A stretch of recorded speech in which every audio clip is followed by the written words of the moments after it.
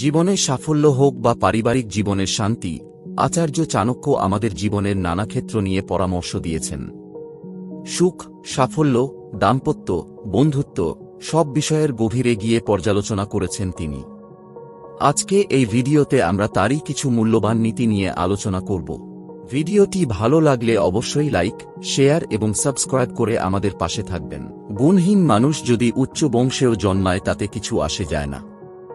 নিচ কুলে জন্মেও যদি কেউ শাস্ত্রজ্ঞ হয় তবে দেবতারাও তাকে সম্মান করেন। নানাভাবে শিক্ষা পেলেও দুর্জন সাধু হয় না। নিমগাছ যেমন আমূল জলসিক্ত করে কিংবা দুধে ভিজিয়ে রাখলেও কখনো মধুর হয় না। বিদ্বান সকল গুণের আধার, অজ্ঞ সকল দোষের আকর।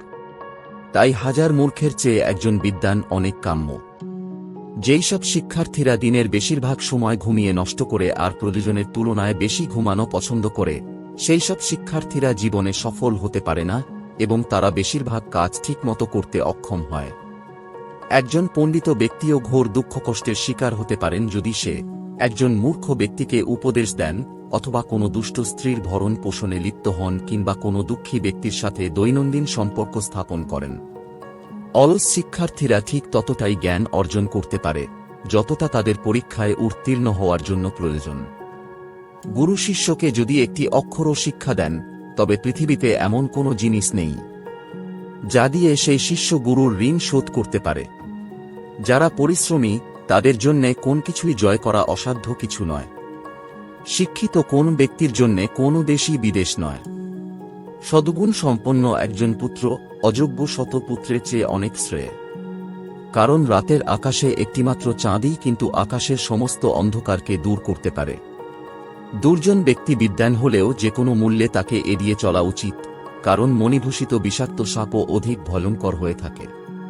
বিষের পাত্র থেকে অমৃত, অপবিত্র স্থান থেকে স্বর্ণ, সবচেয়ে নীচ ব্যক্তির কাছ থেকেও জ্ঞান এবং নীচ বংশের পরিবার থেকেও গুণবতী স্ত্রী গ্রহণ করা উচিত। সাপ নিষ্ঠুর, খলও নিষ্ঠুর, কিন্তু সাপের চেয়ে খল বেশি নিষ্ঠুর। সাপকে মন্ত্র বা ঔষধি দিয়ে বশ করা যায়, কিন্তু খলকে কে বশ করতে পারে? পুত্রকে যারা পড়ান না সেই পিতামাতা তার শত্রু। হাঁসদের মধ্যে বক যেমন শোভা পায় না, সভার মধ্যে সেই মূর্খ তেমনি শোভা পায় না। 5 বছর বয়স অবধি পুত্রদের লালন করবে, 10 বছর অবধি তাদের চালনা করবে, 16 বছরে পড়লে তাদের সঙ্গে বন্ধুর মতো আচরণ করবে। 3টি বিষয়ে সন্তোষ বিধে, নিজের পত্নীতে, ভোজনে এবং ধনে। কিন্তু অধ্যজন, জপ আর দান এই 3 বিষয়ে যেন কোনো সন্তোষ না থাকে। উৎসবে, বিপদে, দুর্ভিক্ষে, শত্রুর সঙ্গে সংগ্রামকালে, রাজদ্বারে এবং শ্মশানে যে সঙ্গে থাকে সেই প্রকৃত বন্ধু। বিদ্যার চেয়ে বন্ধু নাই, ব্যাধির চেয়ে শত্রু নাই। সন্তানের চেয়ে স্নেহপাত্র নাই, দৈবের চেয়ে শ্রেষ্ঠ বল নাই। শাস্ত্র অনন্ত, বিদ্যাও প্রচুর, সময় অল্প অথচ বিঘ্ন অনেক। তাই যা সারভূত তারই চর্চা করা উচিত। হাঁস যেমন জলমিশ্রিত দুধ থেকে শুধু দুধটুকুই তুলে নেয়, তেমনি চঞ্চল মন যে কোনো বিষয়ে সম্পূর্ণ জ্ঞান অর্জন করার পিছনে সবচেয়ে বড় বাধা হয়ে দাঁড়ায়। দুর্জনের সঙ্গ ত্যাগ করো, সাধু সঙ্গে ভজন করো। দিনরাত সর্বদা পুণ্য কর্মে লিপ্ত থাকো এবং সর্বদা এই জগতের অনিত্যতাকে স্মরণে রেখো। একটিমাত্র বৃক্ষে লাগা আগুনের দ্বারা যেমন সম্পূর্ণ বন ভস্মে পরিণত হতে পারে, তেমনি একজন কুপুত্রের দ্বারাও সম্পূর্ণ পরিবার ধ্বংস হতে পারে। অন্তঃসার শূন্যদের উপদেশ দিয়ে কিছু ফল হয় না, মলয় পর্বতের সংসর্গে বাঁশ চন্দনে পরিণত হয় না। একটিমাত্র পুষ্পিত সুগন্ধ বৃক্ষে যেমন সমস্ত বন সুবাসিত হয়, তেমনি একটি সুপুত্রের দ্বারা সমস্ত কুল ধন্য হয়। পরস্ত্রীকে যে মায়ের মতো দেখে, অন্যের জিনিসকে যে মূল্যহীন মনে করে এবং সকল জীবকে যে নিজের মতো মনে করে, সেই যথার্থ জ্ঞানী।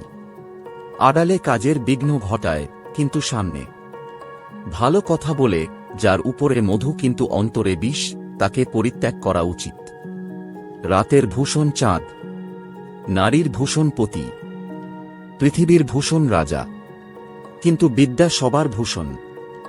দারিদ্র্য, রোগ, দুঃখ, বন্ধন এবং বিপদ সবকিছুই মানুষ নিজেরই অপরাধরূপ বৃক্ষের ফল। যারা রূপযৌবন সম্পন্ন এবং উচ্চকুলজাত হয়েও বিদ্যাহীন, তারা সুবাসহীন পলাশ ফুলের মতো বেমানান। সত্যবাক্য দুর্লভ, হিতকারী পুত্র দুর্লভ, সমমনস্কা পত্নী দুর্লভ, প্রিয় স্বজনও তেমনি দুর্লভ। বইয়ে থাকা বিদ্যা, পরের হাতে থাকা ধন একই রকম। প্রয়োজনকালে তা বিদ্যাই নয়, ধনই নয়। শাস্ত্র অনন্ত, বিদ্যাও প্রচুর। সময় অল্প অথচ বিঘ্ন অনেক। তাই যা সারভূত তারই চর্চা করা উচিত। হাঁস যেমন জলমিশ্রিত দুধ থেকে শুধু দুধটুকুই তুলে নেয়, তেমনি স্বভাবত কেউই আমাদের বন্ধু কিংবা শত্রু হয় না, একমাত্র কাজের দ্বারাই মানুষ আমাদের বন্ধু কিংবা শত্রু হয়। বিষের পাত্র থেকে অমৃত, অপবিত্র স্থান থেকে স্বর্ণ, সবচেয়ে নীচ ব্যক্তির কাছ থেকেও জ্ঞান এবং নীচ বংশের পরিবার থেকেও গুণবতী স্ত্রী গ্রহণ করা। দুই ধরনের হিংসুক প্রাণী আছে, যথা সাপ ও সাপের মতোই ক্রূর স্বভাব বিশিষ্ট মানুষ। এর মধ্যে সাপের মতো ক্রূর স্বভাব বিশিষ্ট মানুষ অধিক ভয়ানক। নখযুক্ত প্রাণী, সিংওয়ালা জন্তু, অস্ত্রধারী ব্যক্তি এবং রাজনীতিবিদকে কখনই বিশ্বাস করতে নেই। সাধুগণ সকল জীবকেই তাঁর কৃপা প্রদান করে, এমনকি যাদের সদ্গুণ নেই তাদেরও। ঠিক যেমন সমাজচ্যুত ব্যক্তির ঘরে আলো বিতরণ করতে চাঁদও বিরত থাকে না। অতিরিক্ত স্নেহ করার ফলে সন্তানের অনেক দোষ জন্মায়, কিন্তু কঠোরতার দ্বারা তার সুন্দর চরিত্র গড়ে ওঠে। তাই সন্তান ও শিষ্যের প্রতি কোমল নয়, কঠোর হও। বুদ্ধিমান ব্যক্তির এই 5টি জায়গায় যাওয়া উচিত নয়। যেখানে রোজগারের কোনো সুযোগ নেই, যেখানকার মানুষদের মধ্যে কোনো ভয়ডর নেই, যেখানকার মানুষদের মধ্যে কোনো লজ্জাবোধ নেই, যেখানে কোনো বুদ্ধিমান ব্যক্তি বসবাস করে না, যেখানে মানুষ দানধর্মের বিষয়ে অনীহা প্রকাশ করে, অবহেলায় কর্মনাশ হয়, যথেচ্ছ ভোজনে কুলনাশ হয়, যাঞ্চায় সম্মাননাশ হয়, দারিদ্র্যে বুদ্ধিনাশ হয়। মনের বাসনাকে দূরীভূত করা উচিত নয়। এই বাসনাগুলোকে গানের গুঞ্জনের মতো কাজে লাগানো উচিত।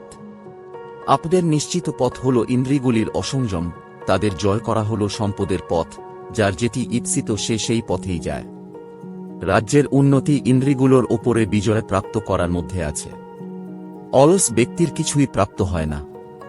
বিপত্তির সময় স্নেহ প্রদর্শনকারী ব্যক্তি মিত্র হয়। বৃদ্ধি আর বিনাশ নিজের হাতে থাকে। ধৈর্যহীন ব্যক্তির বর্তমান আর ভবিষ্যৎ বলে কিছু থাকে না। চঞ্চল চিত্তের ব্যক্তিদের কার্যসিদ্ধি হয় না। কঠিন সময়ে বুদ্ধি পথ দেখায়। নিজের দুর্বলতা কাউকে জানাবেন না। সলা পরামর্শের সময় কোনো জেদ করা উচিত নয়। শত্রু দেশের গুপ্তচরেদের ওপরে সর্বদা দৃষ্টি রাখা উচিত। যার ওপরে বিশ্বাস থাকে না তাকে কখনো বিশ্বাস করা উচিত নয়। আত্মরক্ষা হলে তবেই সকলের রক্ষা হয়। অহংকারী হলে গোপন রহস্য শত্রু জেনে ফেলে।